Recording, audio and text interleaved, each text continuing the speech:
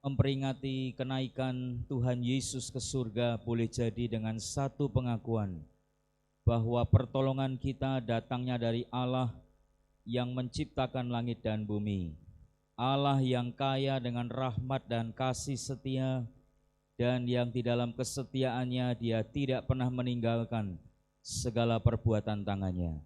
Kiranya anugerah dan kasih karunia-Nya boleh memimpin, menyertai, dan memberkati di sepanjang ibadah serta pelayanan kita pada pagi hari ini. Amin. Jemaat disilahkan duduk kembali. Shalom. Sekali lagi shalom. Puji Tuhan, dalam kesempatan yang indah kita boleh bersama-sama kembali memuji dan memuliakan Tuhan. Mari Bapak Ibu Saudara, dengan sikap hormat di hadapan Tuhan, kita mau naikkan pujian kita. Kita mau berikan hormat kita bagi Yesus yang duduk di tahta. Dia berkuasa dan mulia, segala bangsa sujud menyembah kepadanya. Haleluya.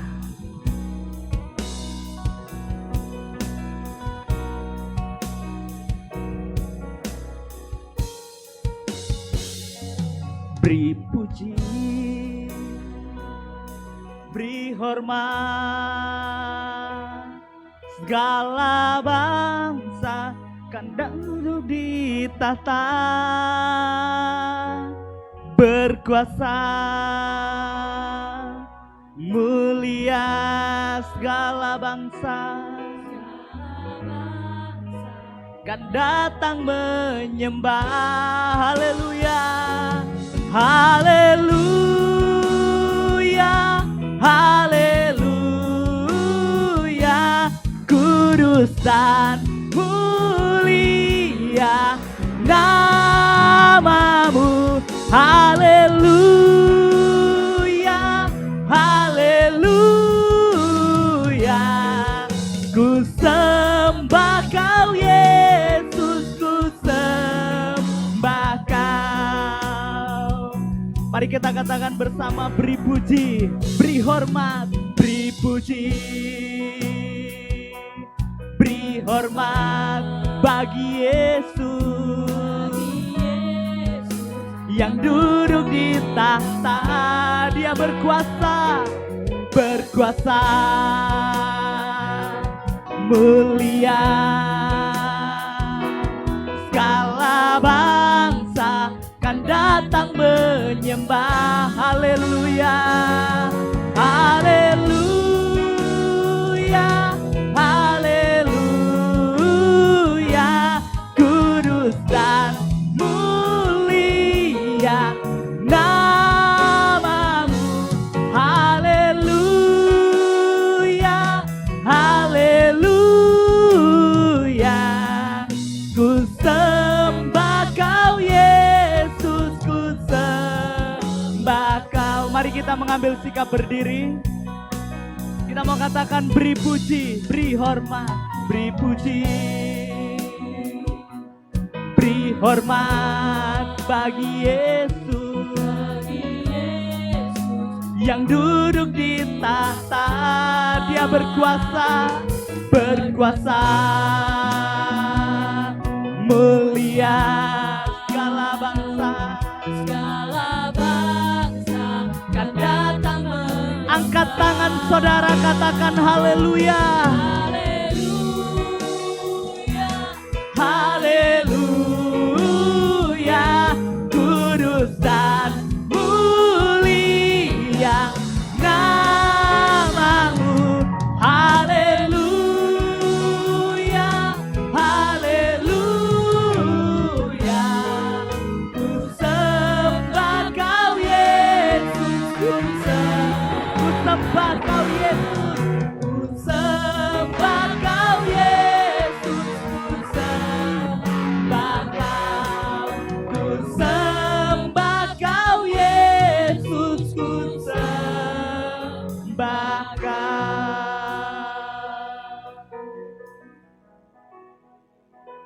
Banyaklah yang telah kau lakukan ya Tuhan Allahku. Perbuatanmu yang ajaib dan maksudmu untuk kami. Tidak ada yang dapat disejajarkan dengan Engkau. Aku mau memberitakan dan mengatakannya, tetapi terlalu besar jumlahnya untuk dihitung. Kami kagum akan Engkau, dan kami kagum hormat akan Engkau, sebab Engkau Allah yang layak dipuji, layak ditinggikan dalam setiap kehidupan kami.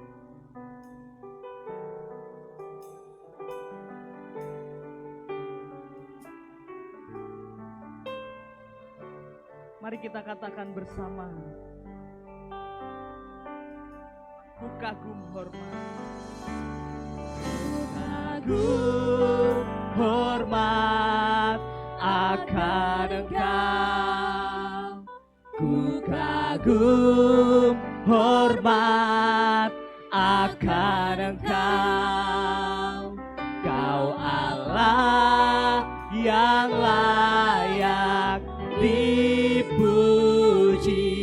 Ku kagum akan Engkau. Katakan bersama, ku kagum hormat akan Engkau. Ku kagum hormat akan Engkau.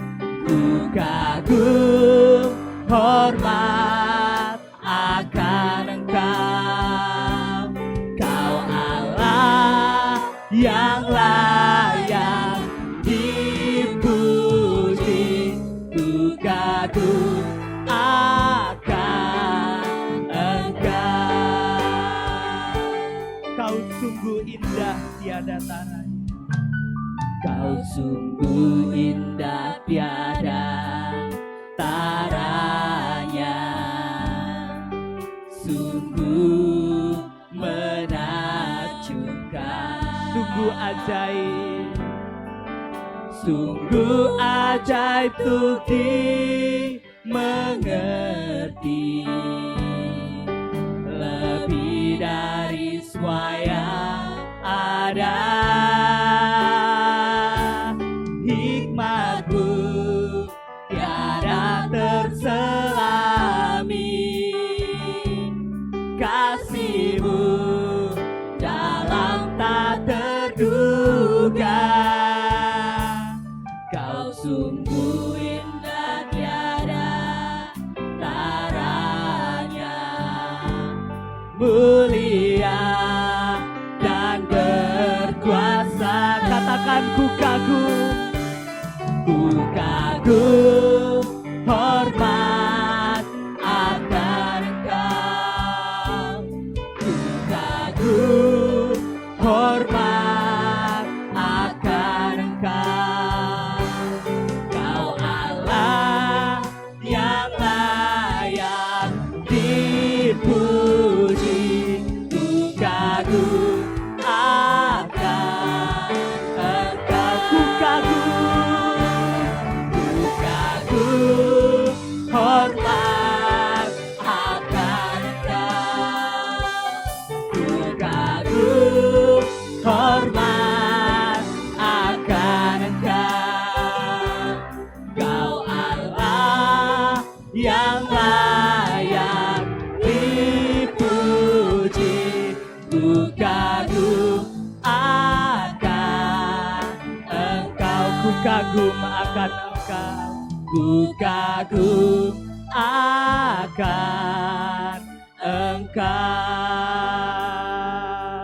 Berikan sorak-sorai untuk Tuhan kita. Disilahkan duduk kembali. Roma 8 ayatnya yang ke-28 mengatakan bahwa kita tahu bahwa Allah turut bekerja untuk mendatangkan kebaikan bagi setiap mereka yang mengasihi Dia. Tidak ada alasan untuk kita tidak memuji Dia. Dan tidak ada alasan untuk kita tidak memuliakan Dia. Karena kasih yang begitu besar, lebih kuat dari dosa. memulihkan kita dan menyelamatkan serta memulihkan kita. Mari kita berikan tepuk tangan.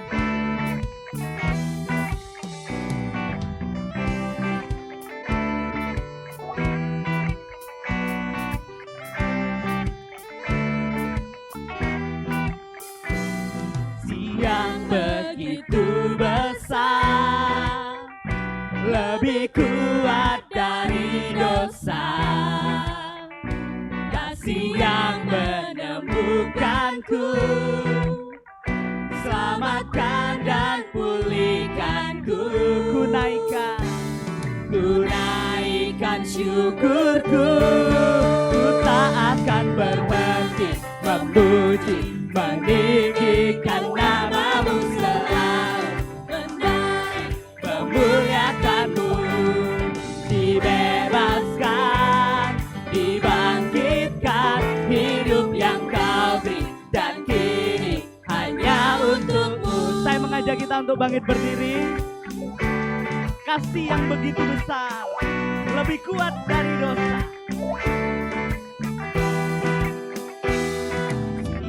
begitu besar, lebih kuat dari dosa,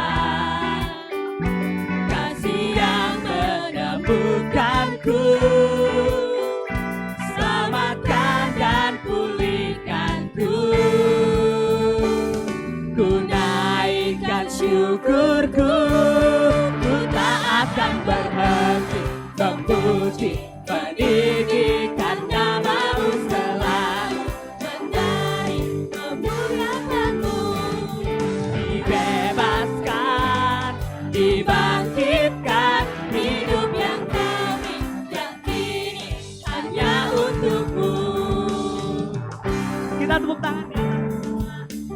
Mari dengan sukacita kita di hadapan Tuhan, karena Tuhan telah membebaskan kita. Naikkan syukurku, ku naikkan syukurku.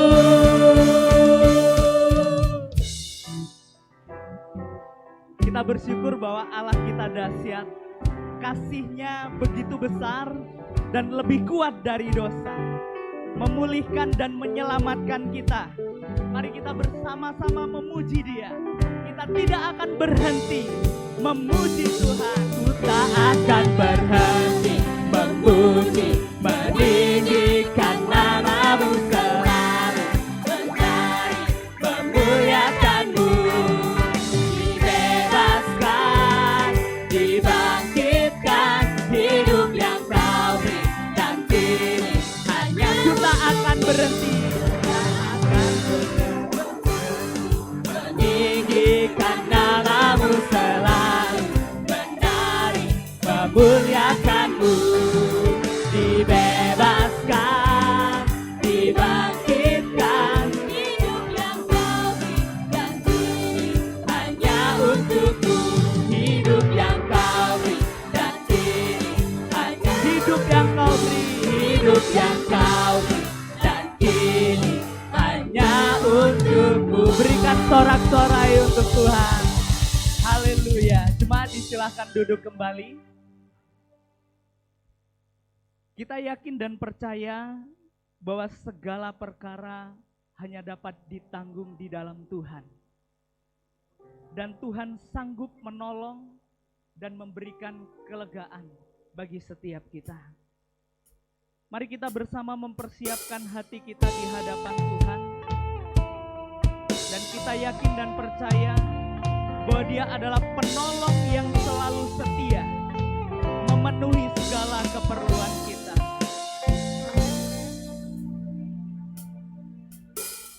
Penolong yang selalu setia, memenuhi keperluanku, tak pernah Dia mengecewakan.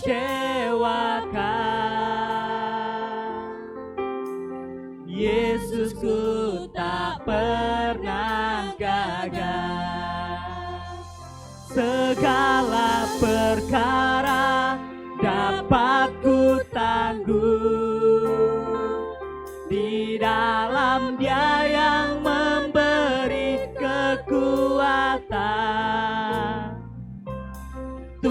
Tuhan Yesus penolong dan sahabat.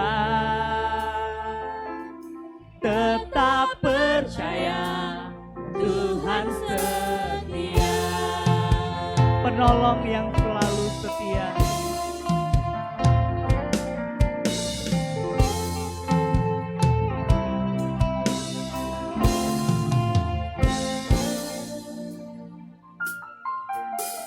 Penolong yang selalu setia, memenuhi keperluanku, tak pernah dia mengecewakan. Yesusku tak pernah gagal, segala perkara dapat ku tanggung di dalam Dia yang memberi kekuatan. Tuhan Yesus penolong dan sahabat. Tetap percaya Tuhan. Katakan bersama, segala perkara, segala perkara dapat ku tanggung di dalam Dia yang memberi kekuatan. Tuhan Yesus penolong dan sahabat. Tetap percaya Tuhan setia. Segala perkara dapat ku tanggung, segala perkara dapat ku tanggung di dalam Dia yang memberi kekuatan. Tuhan Yesus penolong dan sahabat. Tetap percaya Tuhan setia. Sekali lagi katakan, segala perkara dapat ku tanggung di dalam Dia yang memberi kekuatan. Tuhan Yesus penolong dan sahabat. Tetap percaya Tuhan setia. Tetap percaya Tuhan setia. Tetap percaya Tuhan setia. Bapa, kami datang kepadamu ya Tuhan, membawa setiap doa dan permohonan kami ke dalam tangan-Mu. Karena kami percaya bahwa Engkau mendengar setiap seruan doa kami. Oleh sebab itu ya Tuhan, kami datang kepadamu, menaikkan setiap doa kami. Kami berdoa menyerahkan gereja-Mu ke dalam tangan-Mu. Kiranya Engkau yang senantiasa memberkati, Engkau melawat setiap jemaat-Mu, Engkau yang senantiasa memberikan pertumbuhan di dalam iman percaya mereka. Terima kasih Tuhan Yesus. Kami berdoa menyerahkan untuk majelis, pengurus komisi, dan hamba Tuhan yang melayani di tempat ini. Kiranya Engkau memberikan hikmat-Mu, supaya setiap apa yang direncanakan bagi gereja-Mu di tempat ini boleh berjalan dengan baik, dengan pertolongan Tuhan. Kami berdoa sehati sepikir, kami tidak mengizinkan segala sesuatu yang mengganggu rencana Allah berkarya bagi gereja ini. Kami tolak, kami patahkan dalam nama Tuhan Yesus. Biarlah kuasa-Mu yang jadi di tempat ini. Terima kasih Bapa. Kami berdoa menyerahkan untuk jemaat-Mu yang sedang bergumul di dalam sakit penyakit, di dalam hubungan rumah tangga, di dalam usaha dan pekerjaan. Kiranya Engkau membukakan jalan bagi setiap mereka. Engkau yang memberikan kelegaan bagi setiap mereka. Terima kasih Bapa. Kami juga berdoa menyerahkan untuk bangsa dan negara kami. Tuhan, Engkau memakai setiap pemerintahan yang ada, boleh menjalankan tugas mereka dengan penuh tanggung jawab di hadapan Tuhan. Sehingga roda pemerintahan boleh berjalan dengan pertolongan Tuhan. Kami berdoa juga menyerahkan untuk hamba-hamba-Mu yang Kau pakai di ladang misi. Kiranya Tuhan yang memberkati mereka, Tuhan yang memakai setiap mereka, boleh menjadi berkat bagi banyak orang, sehingga banyak jiwa yang dimenangkan untuk kemuliaan Tuhan. Terima kasih Bapa. Ini doa kami serahkan seluruhnya ke dalam tangan Tuhan. Demi nama Tuhan Yesus, kami sudah berdoa dan mengucap syukur. Amin. Jemaat, mari kita mengambil sikap berdiri. Kita akan bersama mengikrarkan pengakuan iman kita. Bersama dengan gereja di seluruh abad, mari kita ikrarkan pengakuan iman kita. Pengakuan iman rasuli. Aku percaya kepada Allah, Bapa yang Maha Kuasa, Khalik langit dan bumi, dan kepada Yesus Kristus, Anaknya yang tunggal Tuhan kita, yang dikandung dari Roh Kudus, lahir dari anak darah Maria, yang menderita sengsara di bawah pemerintahan Pontius Pilatus, disalibkan, mati dan dikuburkan, turun ke dalam kerajaan maut. Pada hari yang ketiga, bangkit pula dari antara orang mati, naik ke surga, duduk di sebelah kanan Allah, Bapa yang Maha Kuasa, dan dari sana Ia akan datang untuk menghakimi orang yang hidup dan yang mati. Aku percaya kepada Roh Kudus, gereja yang kudus dan am, persekutuan orang kudus, pengampunan dosa, kebangkitan tubuh, dan hidup yang kekal. Amin. Jemaat disilahkan duduk kembali.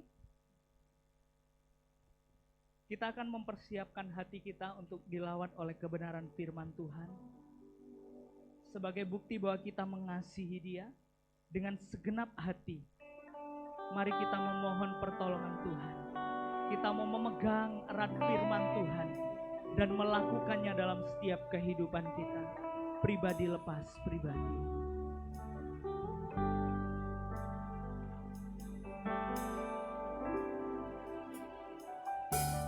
Aku mengasihi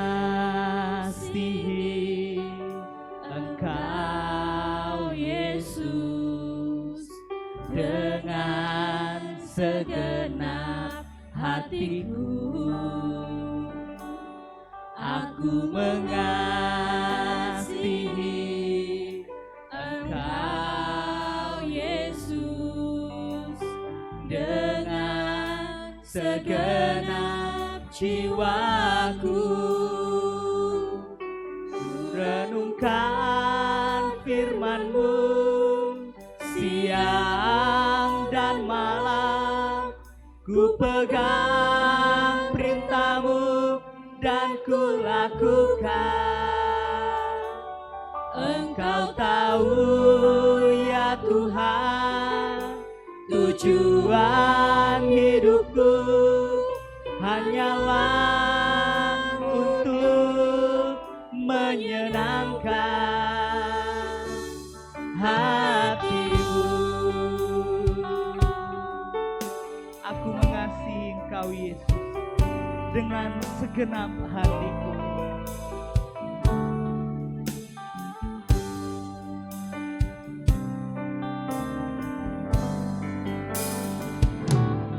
Aku mengasihi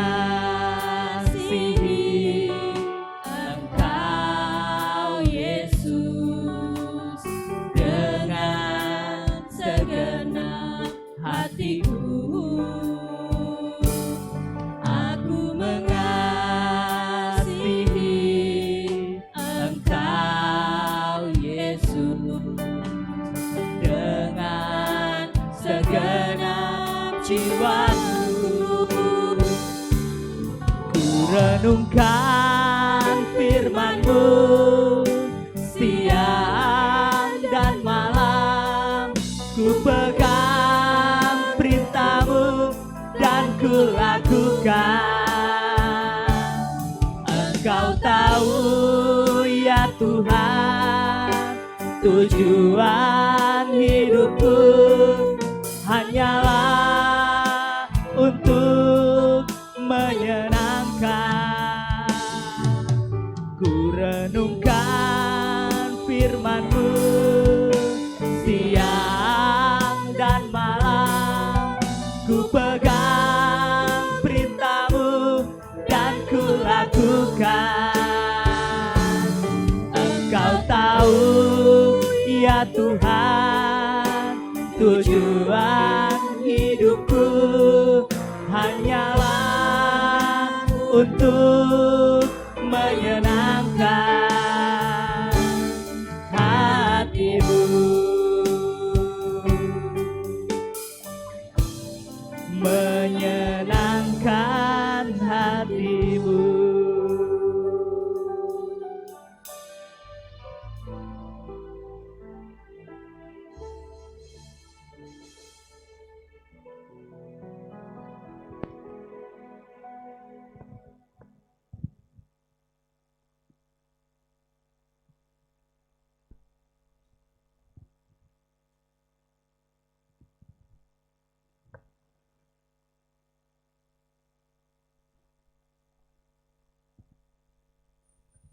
Jemaat Tuhan, mari kita bersama-sama berdoa.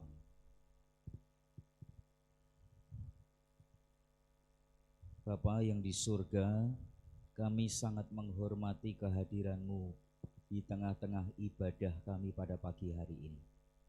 Dan saat ini kami memberikan dan membuka ruang hati dan hidup kami yang terbaik untuk Allah boleh berbicara dan mengajar kepada kami, meneguhkan dan mendewasakan iman kami di hadapan Tuhan lewat pemahaman dan pengenalan kami terhadap firman Tuhan yang Engkau sampaikan kepada kami pada pagi hari ini.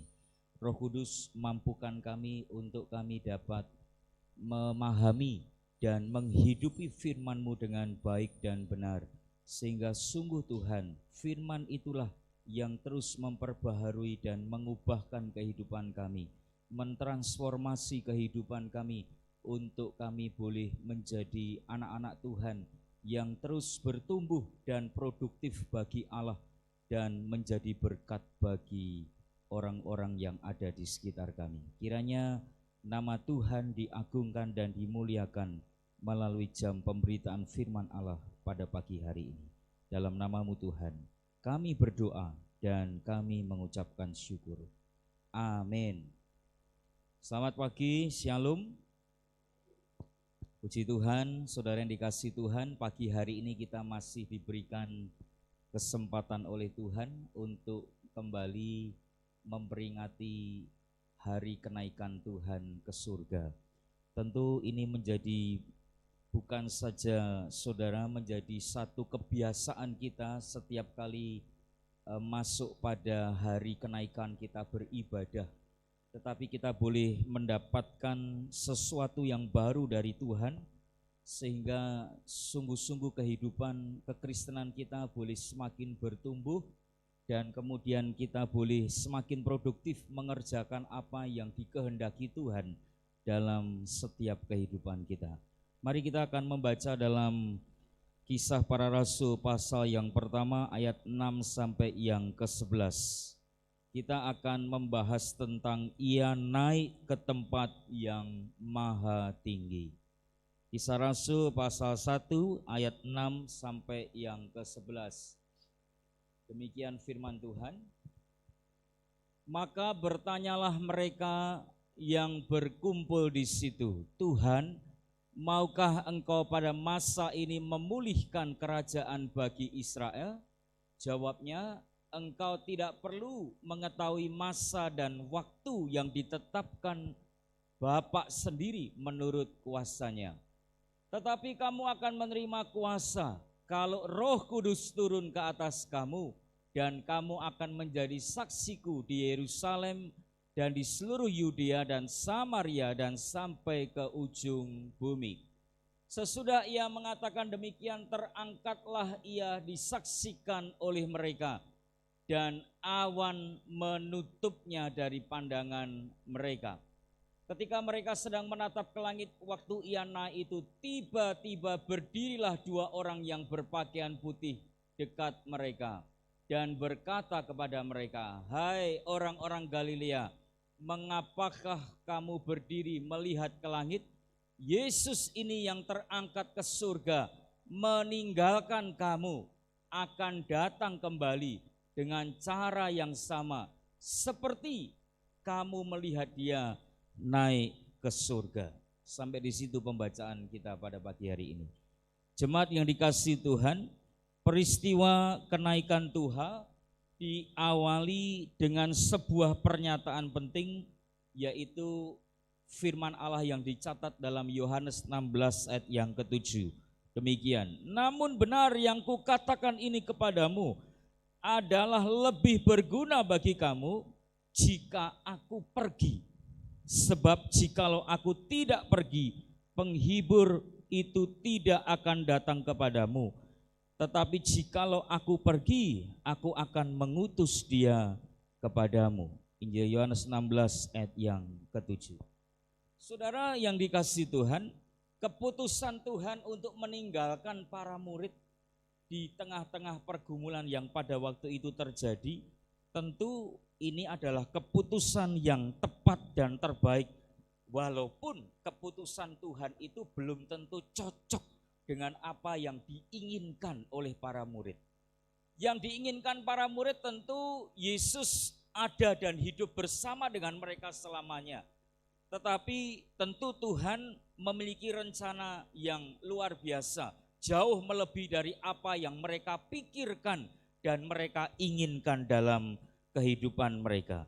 Saudara yang dikasihi Tuhan, dan apa yang dilakukan oleh Yesus berkaitan dengan keputusannya dia untuk meninggalkan para murid dan naik ke surga, kiranya dapat menjadi kebenaran yang kemudian dapat menjalankan dan kemudian kita dapat memainkan peran kehidupan kita lebih jauh lagi untuk kemuliaan Tuhan.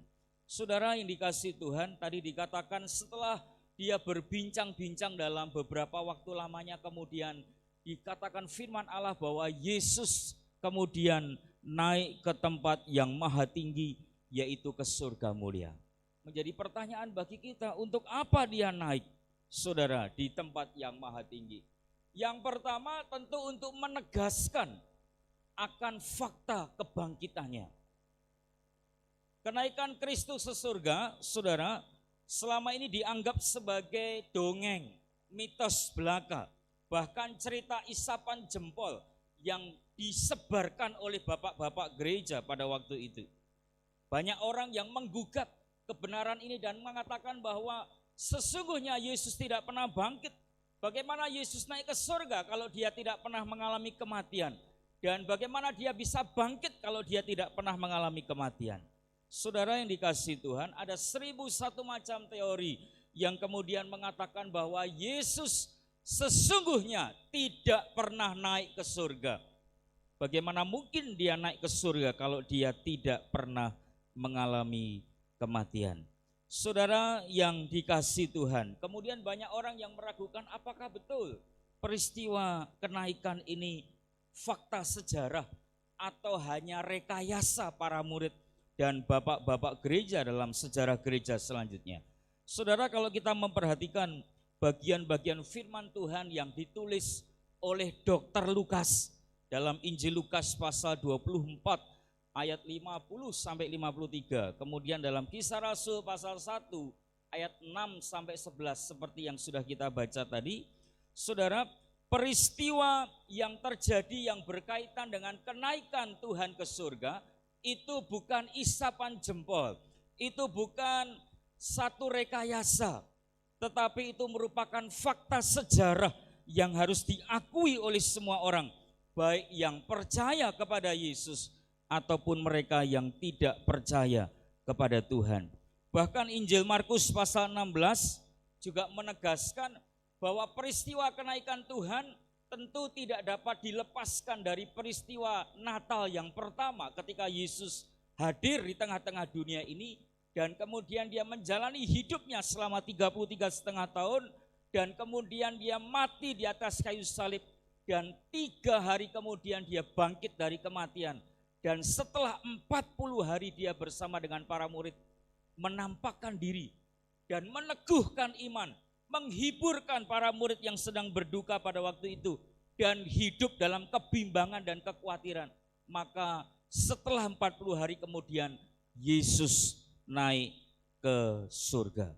Saudara, ini bukan rekayasa, ini bukan mitos, ini bukan isapan jempol, tetapi peristiwa kenaikan Tuhan itu meneguhkan dan menegaskan bahwa ini merupakan fakta sejarah.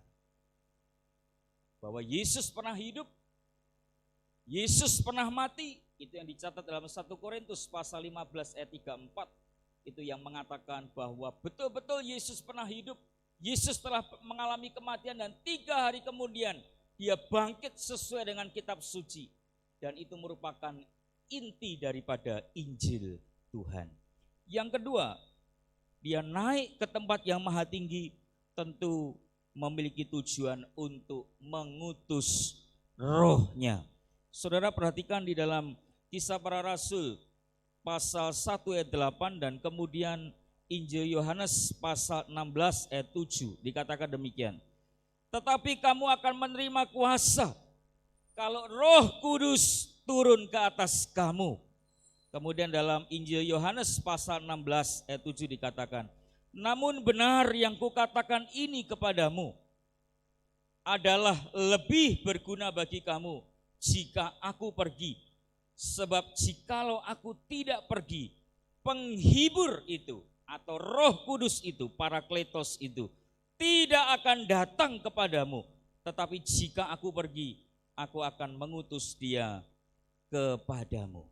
Saudara yang dikasihi Tuhan, dengan dia naik ke surga, bukan saja ingin menegaskan fakta kebangkitan dan kehidupan Yesus yang telah mengalahkan maut, mengalahkan kematian dan menjanjikan kehidupan yang kekal bagi setiap kita yang percaya kepadanya.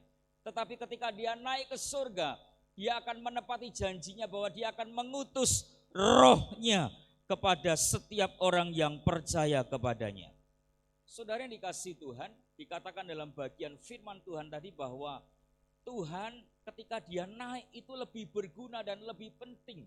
Mengapa? Sebab dia akan mengutus penghibur itu atau Parakletos itu untuk menyertai, menghibur, menguatkan, memimpin setiap kehidupan orang percaya, khususnya bukan saja dalam menjalani kehidupan sehari-hari, dalam pengiringan kita kepada Allah, tetapi juga khususnya dalam konteks penyertaan kepada setiap orang percaya ketika mereka menjadi saksi Allah memberitakan Injil Tuhan. Saudara, ketika Roh Kudus diutus oleh Tuhan untuk hadir di tengah-tengah dunia ini, tentu ada yang dilakukan. Apa yang dilakukan, saudara? Yang pertama, dia akan memperbaharui paradigma hidup kita. Ya, dia akan memperbaharui paradigma hidup kita.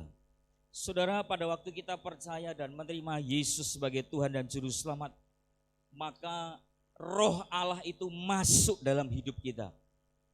Dan itulah satu peristiwa yang dinamakan dengan dibaptis oleh Roh Allah. Peristiwanya hanya 1 kali seumur hidup.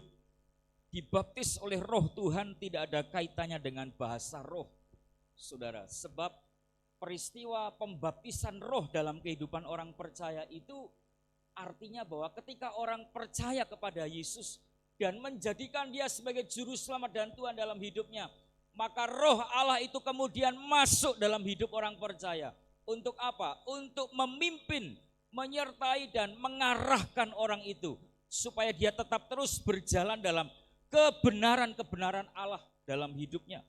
Dan peristiwa masuknya Roh Allah dalam hidup orang percaya itu dikenal dan dinamakan dengan dibaptis oleh Roh Kudus. Saudara, dan setelah kita dibaptiskan oleh Roh Allah ditandai dengan hidup kita dimeteraikan oleh roh Allah, berdiamnya roh Allah dalam diri kita, maka sejak roh Allah itu ada dalam hidup kita, maka kita adalah miliknya Tuhan. Ketika Yesus berjumpa satu hari kelak dengan kita, dia akan melihat bahwa ada meterai. Meterai itu adalah tanda sah bahwa kita adalah miliknya Tuhan, yaitu berdiamnya roh Allah dalam setiap hidup orang yang percaya kepada Yesus Kristus. Dan saudara yang dikasihi Tuhan, setelah Roh Kudus masuk dalam hidup kita, bukan berarti kita tidak membutuhkan pimpinannya. Kita selalu membutuhkan roh Allah untuk senantiasa memimpin dan menyertai. Setiap hari kita berdoa kepada Tuhan supaya Roh Kudus boleh memimpin, menyertai, menghibur dan menguatkan, meneguhkan iman kita. Dan peristiwa di mana ketika roh Allah memimpin dalam kehidupan kita itu dinamakan dengan dipenuhi oleh roh Allah. Setiap hari kita membutuhkan supaya Roh Kudus memenuhi kehidupan kita. Ya. Dipenuhi berarti kita rindu untuk hidup kita dipimpin, disertai, ya, dikuasai, diarahkan, sehingga hidup kita terus berjalan dalam kebenaran demi kebenaran dan tidak menyimpang dari kebenaran Allah. Saudara yang dikasihi Tuhan, dan melalui karya rohnya itulah, sejak roh Allah masuk dalam hidup orang percaya, maka Roh Kudus itu yang terus memperbaharui, mentransformasi kehidupan kita. Sehingga hidup kita yang lama, ya tentu saudara akan semakin hari semakin terkikis, dan kita akan memiliki kehidupan yang baru di dalam Kristus Yesus. Apa tandanya orang yang telah diperbaharui pola hidupnya oleh Roh Tuhan? Yang pertama saudara, tentu dia akan menjadikan Yesus itu sebagai fokus utama dan yang utama dalam hidupnya. Tidak ada pribadi yang lain selain Yesus yang ada dalam hidupnya. Ini yang pertama. Yang kedua saudara, tanda bahwa seseorang telah diperbaharui pola hidupnya adalah dia memiliki pola pikir dan karakter Kristus. Yang tadinya sangat tidak sabar, pemarah, tetapi tanda bahwa orang itu telah bertobat dan kemudian tanda bahwa dia sudah menjadi milik Kristus, tanda bahwa dia telah diperbaharui oleh Roh Allah, maka ada karakter Kristus yang nyata dalam kehidupannya. Saya pernah ketemu dengan seorang jemaat Tuhan. Pada waktu menikah, saudara, suaminya ini belum bertobat, ya, sehingga setiap kali ada masalah, cenderung suaminya ini melakukan kekerasan, baik secara verbal maupun secara fisik. Kata-katanya menyakitkan dan kemudian tangannya juga ikut berbicara. Bahkan bukan hanya tangannya, kakinya saudara ikut bermain, ya, ikut ngomong. Sehingga rumah tangga itu seperti arena pencak silat, ya. Bukan hanya piring terbang, saudara, tetapi kemudian tangan dan kaki ikut berbicara. Istrinya sering digebukin, saudara, dipukuli. Setiap kali dia nangis, dia pergi ke gereja, minta didoakan. Beberapa kali, saudara, mengalami peristiwa yang begitu luar biasa. Sempat bawa parang dan kemudian akan diparang istrinya. Mungkin kedengaran agak sedikit aneh, tetapi itu nyata di dunia yang kita hidupi hari ini. Tetapi ketika suaminya bertobat, saudara, wah luar biasa. Karakter yang tadinya begitu keras, garang, emosional, tidak pernah mau mendengar pendapat orang lain, termasuk istrinya. Dia menjadi suami yang begitu lembut, begitu mengasihi istrinya, memperhatikan begitu luar biasa istrinya. Ada pengorbanan yang nyata. Saudara, perubahan itu begitu luar biasa terjadi bagi orang-orang yang telah didiami hidupnya oleh Roh Allah. Saudara bisa koreksi dalam hidup saudara masing-masing. Apakah kita telah menjadikan Yesus sebagai pusat yang utama dan pertama dalam kehidupan kita? Dan kemudian adakah pola pikir Kristus dan karakter Kristus nyata dalam kehidupan kita? Saudara yang dikasihi Tuhan, itu yang dikerjakan oleh Roh Allah di dalam kehidupan setiap orang yang percaya kepada Yesus Kristus. Yang kedua, saudara, dia bukan saja memperbaharui paradigma hidup, tetapi dia juga menyertai dan kemudian memberi kekuatan dan kuasa kepada setiap orang yang percaya kepadanya. Pada waktu kita percaya kepada Yesus Kristus, tadi dikatakan bahwa Roh Allah masuk dalam kehidupan kita dan kemudian tinggal dalam kehidupan kita untuk selama-lamanya. Jadi Roh Kudus tidak keluar masuk ya saudara. Tetapi sekali saudara dibaptiskan, yaitu peristiwa Roh Allah masuk dalam hidup orang percaya, maka Roh itu akan diam dalam hidup orang percaya sekali dan untuk selama-lamanya. Persoalannya kita memberikan tempat yang terbaik, yang pertama dan utama dalam hidup kita, atau ego kita, atau kedagingan kita. Kita memberikan tempat yang terbaik dan Roh Kudus kita geser posisinya dan kemudian kedagingan kita menempati tempat yang pertama dan utama dalam hidup kita. Itu yang menjadi persoalan, saudara. Jadi kalau ada orang yang katanya sudah percaya kepada Tuhan, tetapi hidupnya barangkali tidak bertobat atau belum bertobat, ya, bukan saja dia diragukan pertobatannya, mungkin saja dia pernah, saudara, mengalami ya jamahan Tuhan, tetapi dalam selanjutnya kemudian dia masih memberikan kesempatan untuk manusia lamanya bekerja, menguasai dan bertahta dalam kehidupannya, sehingga Roh Allah tidak diberikan tempat yang terbaik untuk menguasai dan memimpin dalam kehidupannya.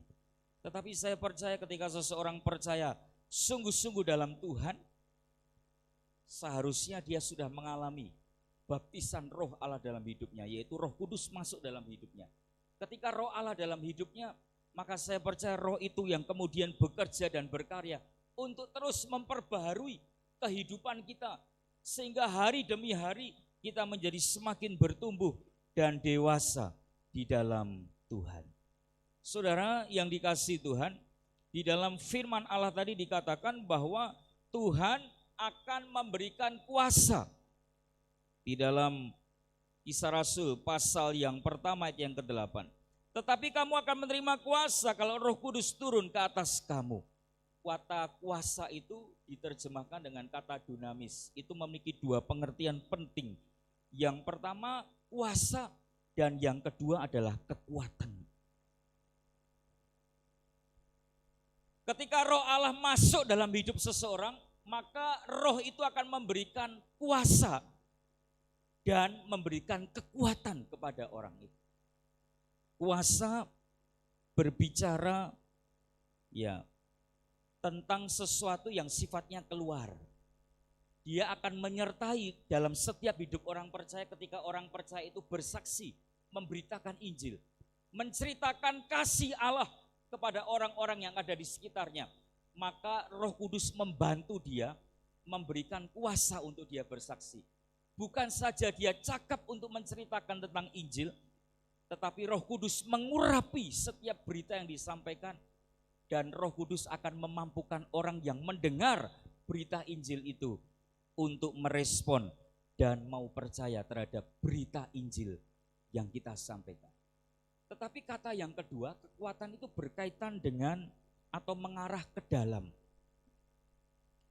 Ini berbicara ketika saudara dan saya menjalani kehidupan kekristenan kita sejak kita percaya kepada Tuhan.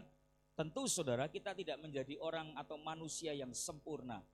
Ada banyak pergumulan yang seringkali membuat kita dapat lemah, yang seringkali dapat membuat kita cemas, khawatir, dan bahkan sering kalau kita jujur kita mengalami banyak kekalahan dalam pertandingan iman dalam kehidupan kita.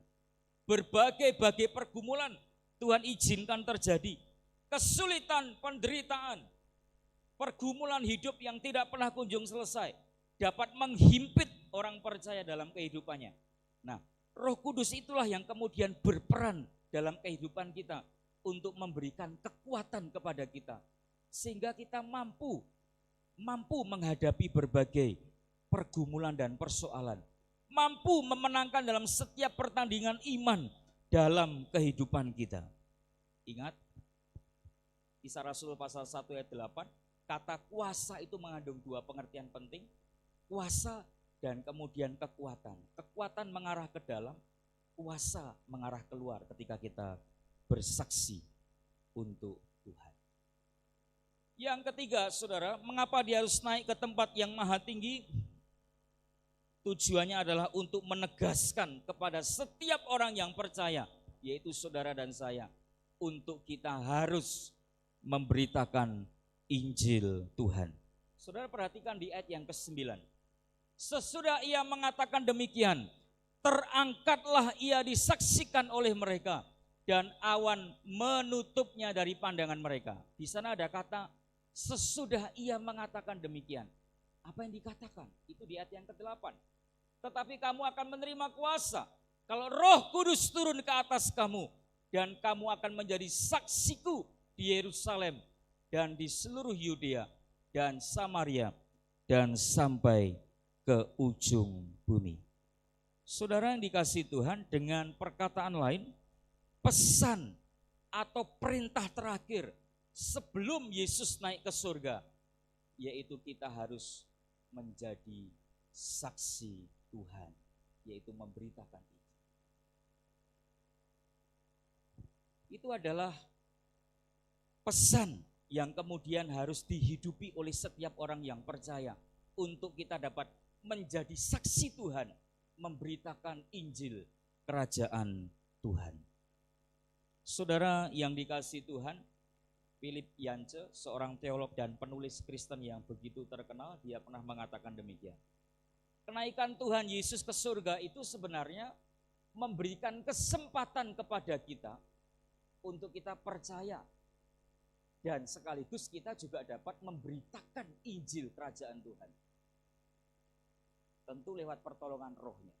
Jadi beliau mengatakan dengan dia naik ke surga, sebenarnya Tuhan membuka pintu kesempatan yang begitu lebar bagi setiap orang yang percaya kepadanya untuk kita dapat memberitakan Injil seperti apa yang dilakukan oleh Yesus Kristus ketika dia ada di tengah-tengah dunia ini.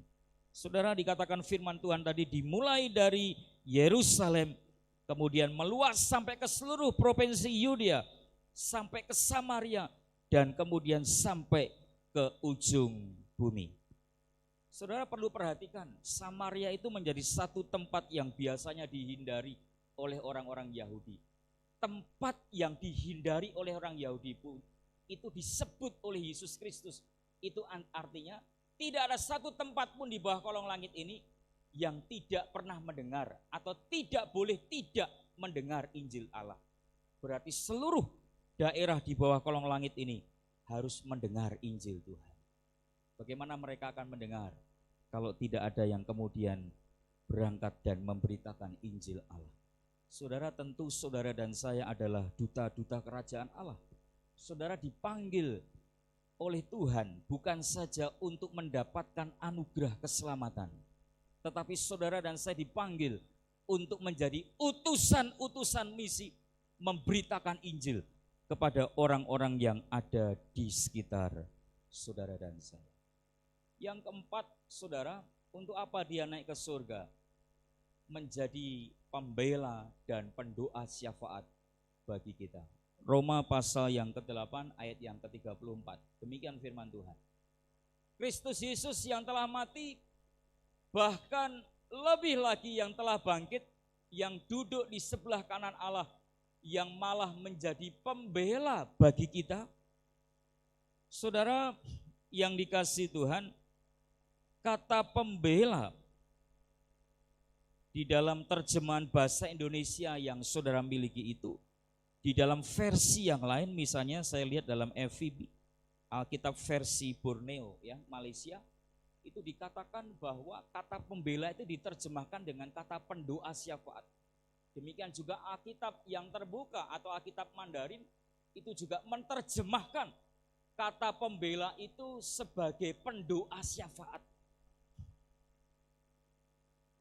Kemudian saudara, di dalam Alkitab yang terbuka, kata pembela itu juga diterjemahkan bahwa Allah itu bersyafaat, artinya hampir sama dengan yang kita miliki terjemahan bahasa Indonesia, yaitu sebagai pendoa syafaat.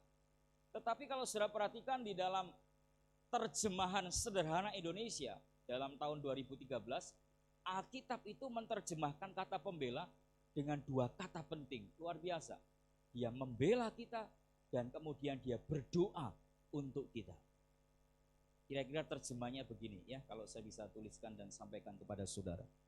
Dan hal apakah yang masih bisa mengancam kita? Tidak ada.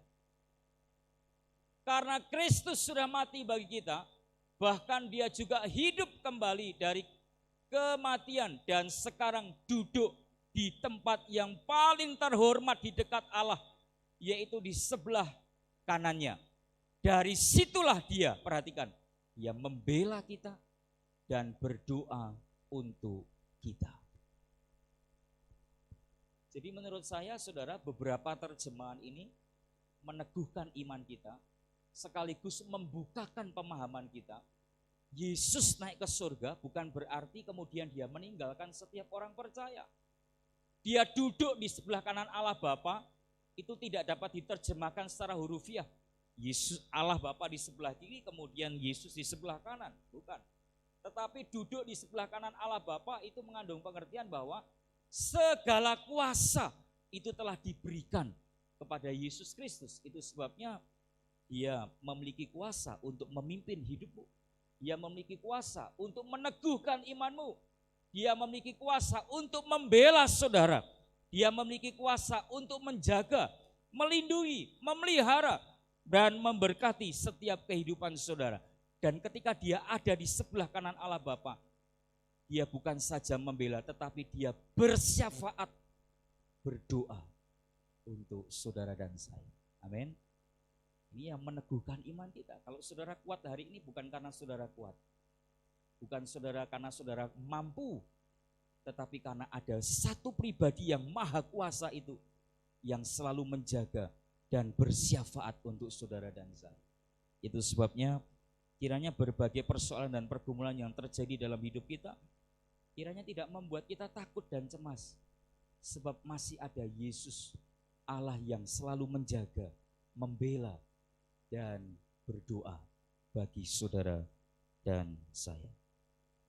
Kemudian yang kelima, dia naik ke tempat yang maha tinggi tentu untuk menyediakan tempat bagi saudara dan saya. Injil Yohanes pasal 14 ayat 1 dan 3. Di rumah Bapakku banyak tempat, dan aku pergi ke situ untuk menyediakan tempat bagi kamu, orang-orang yang percaya kepada Kristus.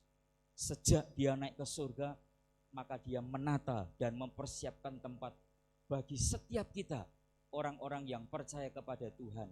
Kelak ketika kita kembali kepada Bapa, maka ada satu tempat yang penuh dengan kenyamanan dan kebahagiaan. Tidak ada penderitaan, tidak ada air mata, tidak ada kesusahan, tidak ada sakit penyakit. Dan tempat itu adalah surga mulia yang dijanjikan dan sedang disediakan bagi setiap orang-orang yang percaya kepadanya. Itu sebabnya surga mulia itu pasti bagi orang-orang yang percaya kepada Yesus Kristus. Saudara dan saya adalah orang-orang yang berbahagia, sebab kita sudah memiliki tempat yang disediakan Tuhan di surga mulia. Amin.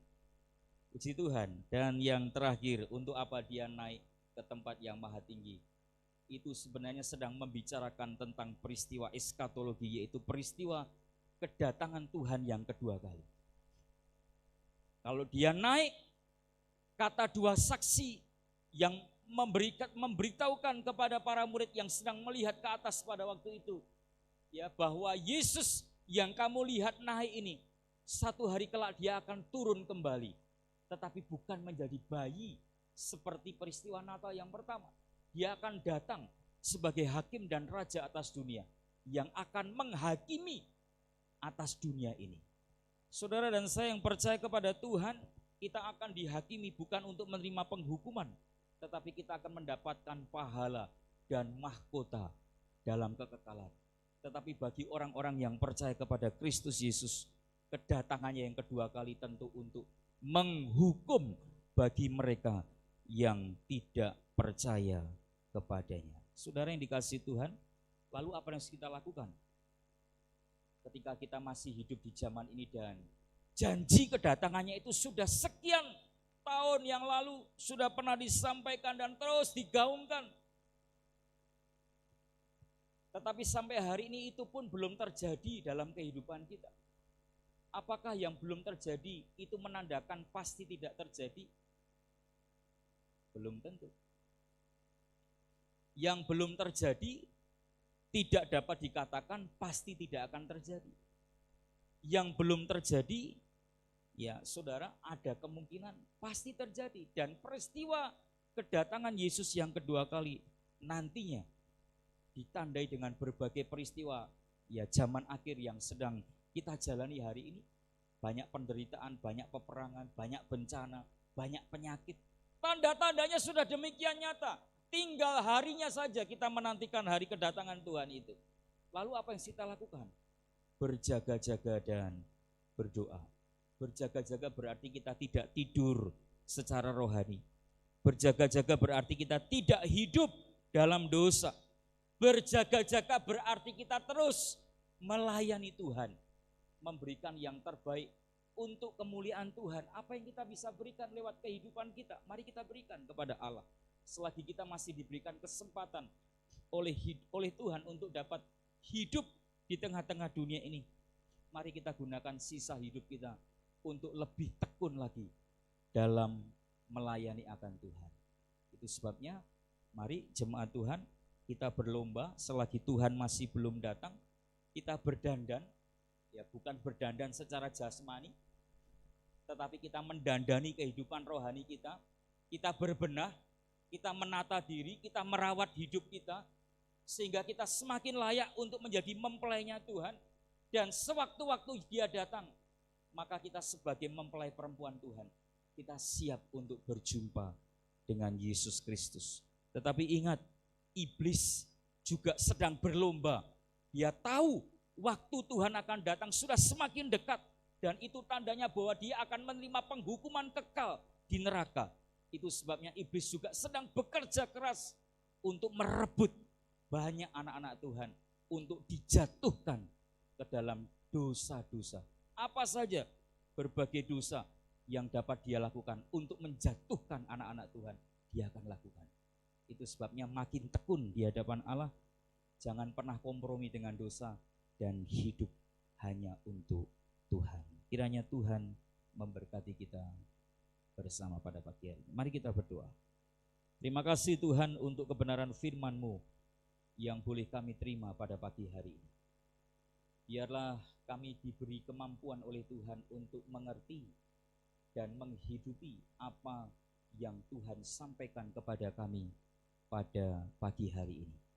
Ketika Engkau naik, kiranya membuat kami tidak menjadi semakin gelisah, tetapi membuat kami semakin percaya, membuat kami semakin kuat, sebab janji-Mu Engkau menyertai, janji-Mu Engkau akan membela, janji-Mu Engkau akan senantiasa bersyafaat dan mendoakan kami, janji-Mu akan menyediakan tempat yang luar biasa, yang mulia, yang kekal, yaitu surga mulia, dan janji-Mu akan datang kembali untuk kedua kalinya. Tuhan, beri kemampuan untuk kami tetap setia dan tekun melayani seumur hidup kami sampai Engkau datang yang kedua kalinya.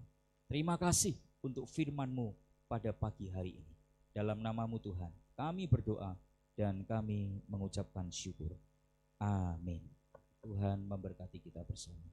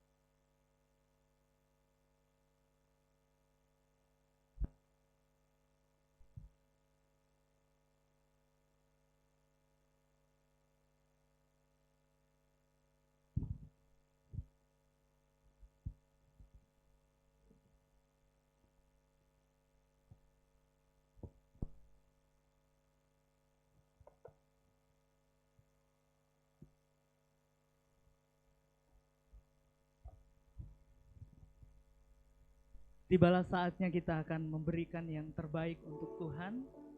Bagi Bapak Ibu Jemaat yang mengikuti ibadah secara online, Bapak Ibu dapat transfer ke rekening gereja yang tertera di layar saudara. Mari kita sambil memuji Tuhan, kita pujikan pujian Kaulah Kuatku.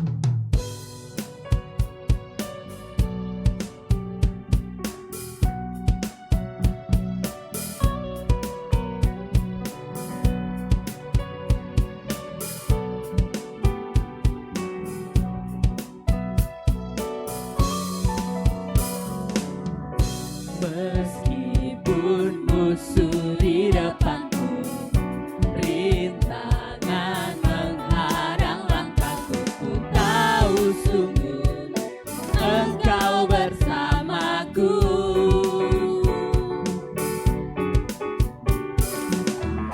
Beribu rebah di kiriku, berlaksa di sisi kananku, ku tahu janjimu Engkau bersamaku. Takkan pernah goyah, Takkan pernah goyah keyakinanku pada dirimu, Yesus Tuhanku. Tiada yang seperti dirimu. Kaulah kuatku, kebanggaanku, gunung batu dan keselamatanku, kuat tanganku, perlindunganku. Kaulah Allah, sumber kemenanganku. meskipun musuh di depanku.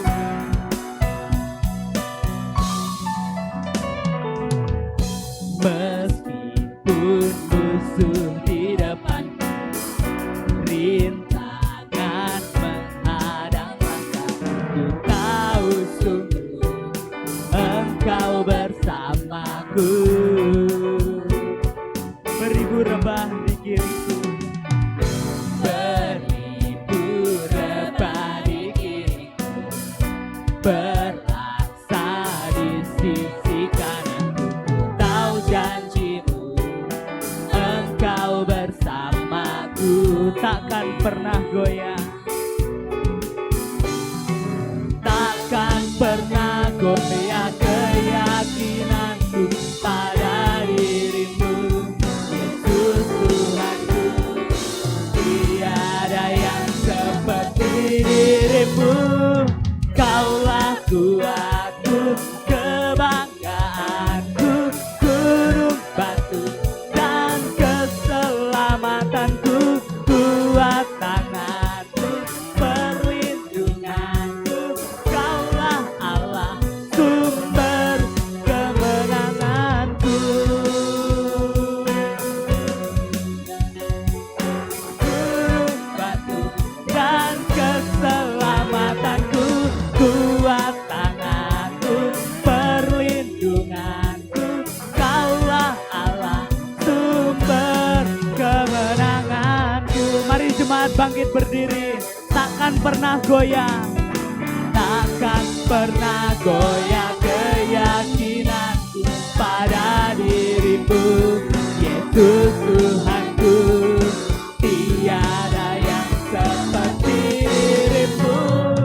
Kaulah kuatku, kebanggaanku, gunung batu dan keselamatanku, kuat tanganku, perlindunganku. Kaulah Allah, sumber kemenanganku, sumber kemenanganku, sumber kemenanganku.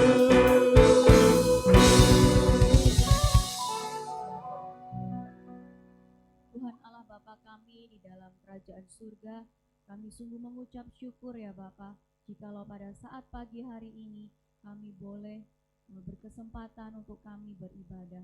Terima kasih Tuhan, kami telah memberikan persembahan, kiranya Tuhan yang menolong, kiranya Tuhan yang menguduskan, menyucikan persembahan ini, sehingga persembahan ini boleh dipakai untuk pekerjaan Tuhan di gereja kami. Terima kasih ya Bapa, kami berdoa buat setiap jemaat-Mu, kiranya Engkau memberkati, Engkau menyertai para jemaat-Mu di gereja ini ya Bapa. Biarlah Engkau yang memberkati setiap pekerjaan, setiap apa yang dilakukan oleh jemaat-Mu. Kami juga berdoa untuk para majelis yang mengelola persembahan ini, kiranya Engkau memberikan hikmat kebijaksanaan buat para majelis untuk mengelola persembahan gereja kami. Terima kasih Bapa di surga, kami menyerahkan persembahan kami hanya ke dalam tangan kuasa-Mu saja. Hanya di dalam nama Tuhan kami Yesus Kristus yang telah mengajarkan kami berdoa bersama. Bapa kami yang di surga, dikuduskanlah nama-Mu, datanglah kerajaan-Mu, jadilah kehendak-Mu di bumi seperti di surga. Berikanlah kami pada hari ini makanan kami yang secukupnya, dan ampunilah kami akan kesalahan kami, seperti kami juga mengampuni orang yang bersalah kepada kami. Dan janganlah Kau membawa kami ke dalam pencobaan, tetapi lepaskanlah kami daripada yang jahat, karena Engkaulah yang punya kerajaan, dan kuasa, dan kemuliaan sampai selama-lamanya. Amin. Kita akan mengakhiri ibadah kita pada hari ini. Kita pujikan pujian doksologi dan doa berkat oleh Pendeta Yohanes Krisnadi.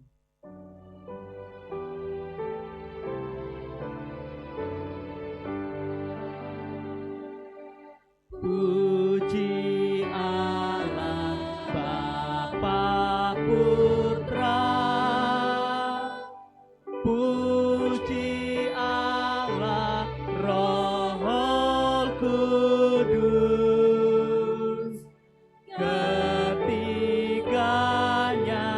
yang esa. Pohon selamat sumber berkah.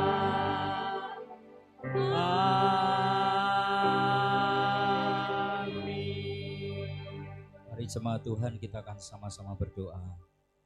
Terima kasih Tuhan, Kau telah menolong dan memimpin kami dalam ibadah dan pelayanan kami pada pagi hari ini. Kiranya ibadah kami dan pelayanan kami berkenan di hadapan-Mu, dan Tuhan juga berkenan memberkati setiap hidup kami. Terima kasih untuk jemaat-jemaat Tuhan yang dengan setia hadir beribadah bersama di tempat ini, maupun mereka yang beribadah secara online. Tuhan memberkati kehidupan mereka, baik pribadi lepas pribadi, kehidupan rumah tangga dan keluarga mereka masing-masing. Pekerjaan dan usaha mereka boleh diberkati oleh Tuhan. Mata pencaharian dan perekonomian mereka juga diberkati oleh Tuhan. Begitu juga setiap pendidikan anak-anak kami Tuhan juga memberkati. Masa depan hidup mereka Tuhan menata dan memelihara. Terima kasih Bapa untuk hari ini. Jika sebentar kami akan meninggalkan tempat ini dan mengakhiri ibadah ini, kami mohon pimpinan penyertaan, perlindungan dan berkat yang daripada Tuhan. Jemaat dikasih Tuhan, arahkan hatimu kepada Tuhan, pulanglah dan terimalah berkat yang daripada Tuhan. Kiranya berkat damai sejahtera dari Allah Bapa, kasih karunia dan kemurahan daripada Tuhan Yesus Kristus, penghiburan, penyertaan dan pemeliharaan daripada Roh Kudus boleh memimpin, menyertai dan memberkati saudara mulai saat pagi hari ini sampai Maranatha Kristus datang kali yang kedua. Amin. Amin.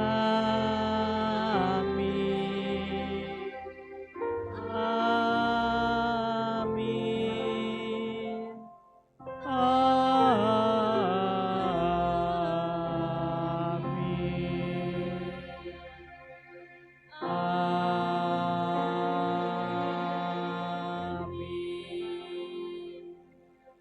Jemaat disilahkan duduk kembali.